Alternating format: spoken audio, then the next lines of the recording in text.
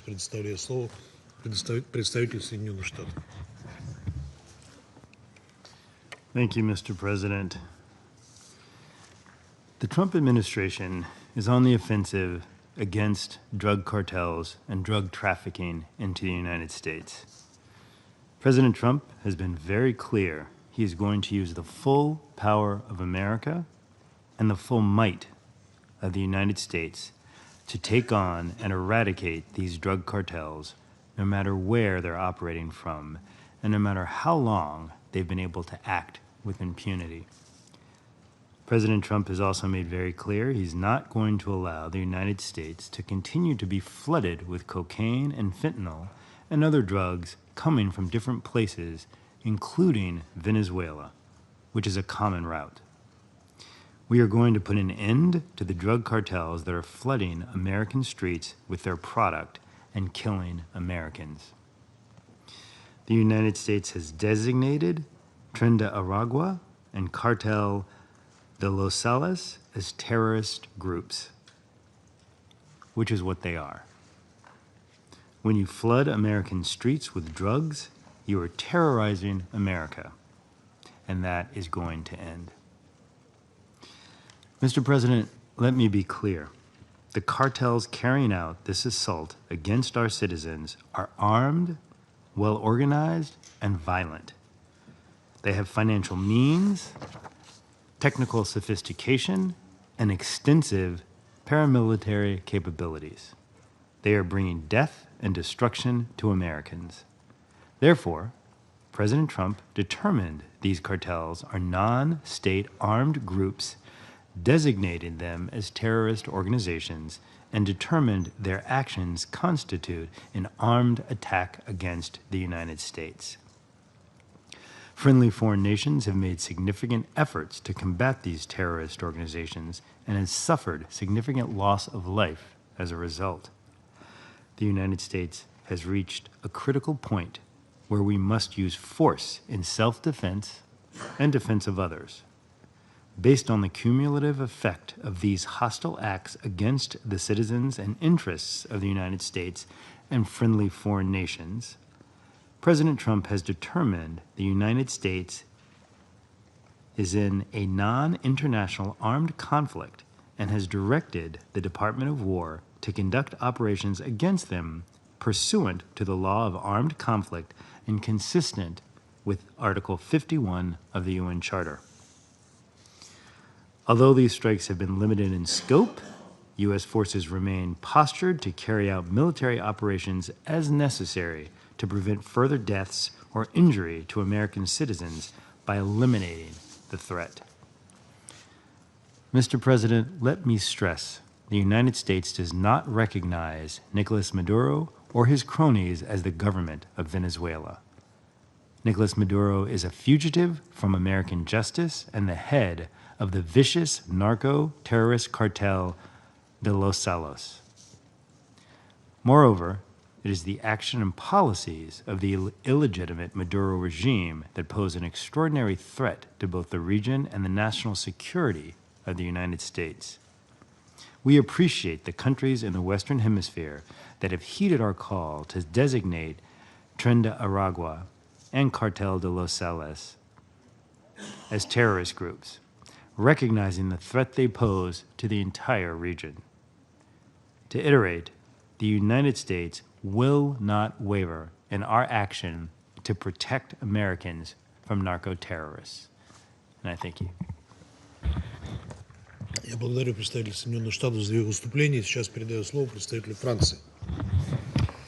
Monsieur le Président, je voudrais tout d'abord remercier le sous-secrétaire général, M. Miroslav Jenča, pour son intervention. La France rappelle, comme en toutes circonstances, son attachement au droit international et à la Charte des Nations Unies. Les principes de souveraineté et d'intégrité territoriale des États doivent être respectés. Tout différend international doit être réglé de manière pacifique, conformément à l'article 2, paragraphe 3 de la Charte. La France suit avec attention les récents développements en mer des Caraïbes et elle appelle à éviter toute escalade qui pourrait menacer la paix et la sécurité dans la région et au-delà. La France réitère son engagement déterminé à lutter contre le narcotrafic, qui constitue une menace croissante pour la sécurité, la santé et la stabilité de nos sociétés. Elle a renforcé ses moyens judiciaires et ses moyens policiers de lutte contre le narcotrafic et elle a approfondi sa coopération avec les pays de la région Caraïbe. La France soutient les initiatives multilatérales visant à assécher les sources de financement des trafiquants et à renforcer le contrôle des frontières. Cette lutte doit se faire dans le respect du droit international, en particulier de la Charte des Nations Unies et des différentes conventions des Nations Unies applicables, que ce soit la Convention contre le trafic illicite de stupéfiants et de substances psychotropes ou la Convention sur le droit de la mer, qui offre des cadres universels de coopération en vue de la répression de ces trafics. La France rappelle l'importance du cadre régional offert par l'accord de San José. La lutte contre le narcotrafic doit également être conduite dans le respect du droit international des droits de l'homme. Dans ce contexte, les États doivent se garder de toute initiative unilatérale armée. Monsieur le Président, la France souhaite aussi exprimer sa solidarité avec le peuple vénézuélien dans la crise qu'il traverse. À cet égard, la France salue l'attribution du prix Nobel de la paix à Maria Corina Machado, qui vient récompenser l'engagement de l'opposition vénézuélienne en faveur de la démocratie. La France réitère son appel à la reprise du dialogue entre toutes les parties prenantes afin de permettre un retour à la stabilité au Venezuela. Je vous remercie. Я благодарю представителя Франции за его выступление. Сейчас предоставляю слово представителю Дании. Thank you, Mr. President. Let me also thank Assistant Secretary General Yencha for his briefing and welcome the representative of Venezuela to this meeting. Let me start by congratulating Ms. Maria Corina Machado on being announced as the winner of the Nobel Peace Prize.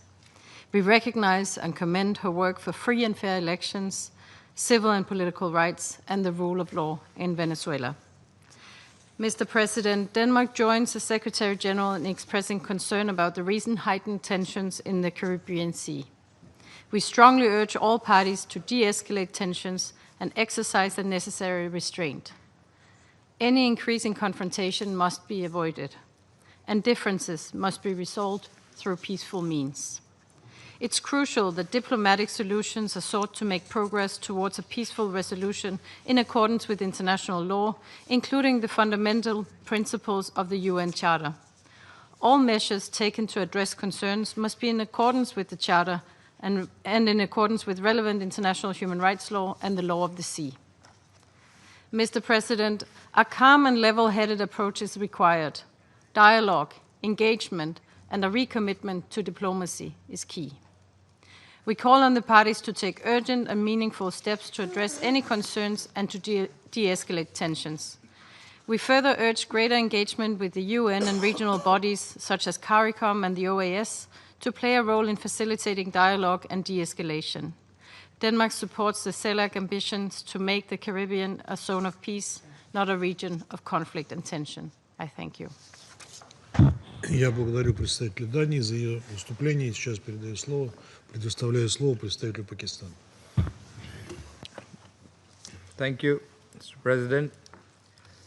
I would also like to join colleagues in thanking ASG Shansha for his briefing. I also welcome the participation of the permanent representative of Venezuela to this meeting.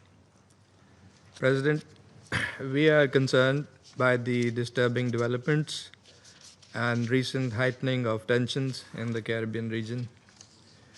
We take note of Venezuela's letters addressed to the President of the Security Council, sharing its perspective on the developments in the region and its apprehensions on the risks posed by this situation to regional stability.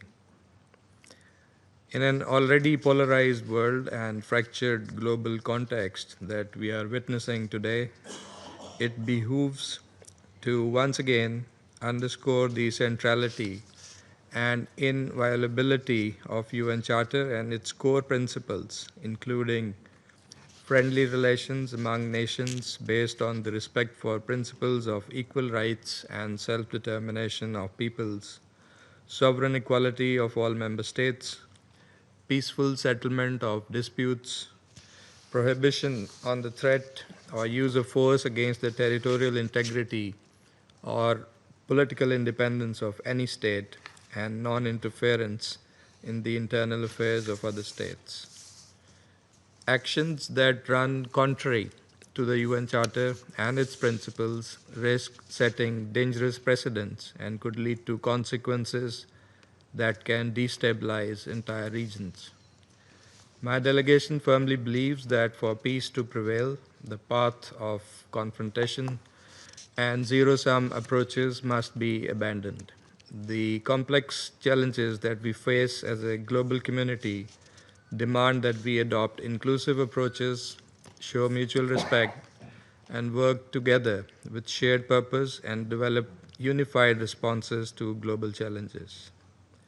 We call upon the parties to exercise maximum restraint, de-escalate tensions, and to refrain from any actions that could further inflame the situation. As we have said repeatedly, dialogue in good faith remains the only viable and sustainable tool for resolving differences. We encourage the parties to utilize all available diplomatic channels and to seek constructive engagement under the framework of international law. They may also avail the auspices and good offices of the UN, the Secretary General, or relevant regional organizations as appropriate. President, the resort to peaceful settlement, let me recall, was the underlying spirit and collective commitment in this Council's Resolution 2788 that was adopted 3 months ago. We recognize that transnational organized crime,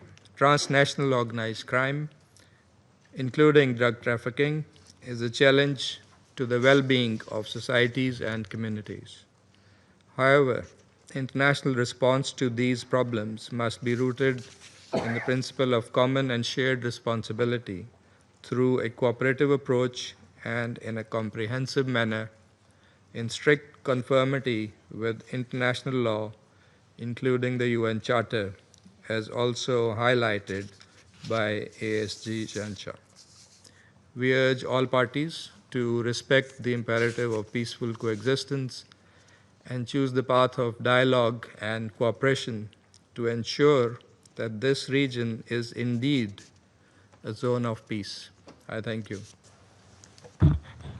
Я благодарю представителя Пакистана за его выступление. Сейчас я предоставляю слово представителю Боливарианской республики Венесуэла.